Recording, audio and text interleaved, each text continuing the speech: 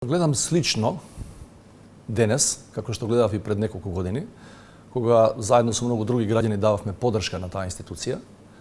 И мислам дека во изминативе денови од кога излезе оваа, морам да признам, непријатна афера или случај поврзан со специјалното јавно обвинителство, мислам дека тука генерално јавноста, па и многу луѓе кои беа активни во тој период, кога го браневме или го поддржувавме СЈО, не ја направија таа разлика, а би требало да ја прават. Значи, институцијата СЈО беше клучната институција, освен Преспанскиот договор, која ни ги отвори вратите и на НАТО и на Европската унија. Тоа би го тврдам одговорно затоа што бев преговараш во името на нашата земја во однос на НАТО интеграциите и знам дека најголемите позитивни коментари од сите реформи кои во изминативе 2-3 години ги направивме беа на сметка на СЈО, на тоа што СЈО го направи.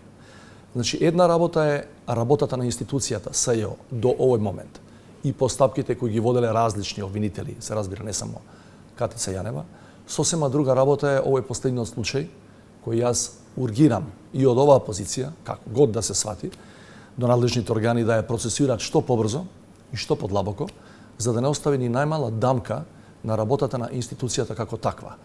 Значи, да заклучам, СЈО беше и тоа како потребен, во време кога ги правевме демократските промени, СЈО во некаков облик, во некој дел од системот на целото редовно јавно обвинителство и тоа како потребен и во наредниот период да ги процесуира криминалите не само на оние порано што биле на власт, туку и на нас што сме денеска на власт.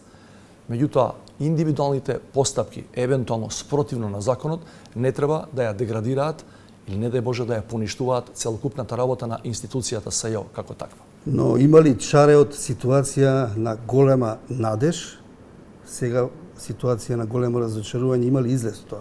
Јас сум еден од оние кои ги дели тие емоции. Со многу наши граѓани кои во тој период беа здушно 100% зад СЈО.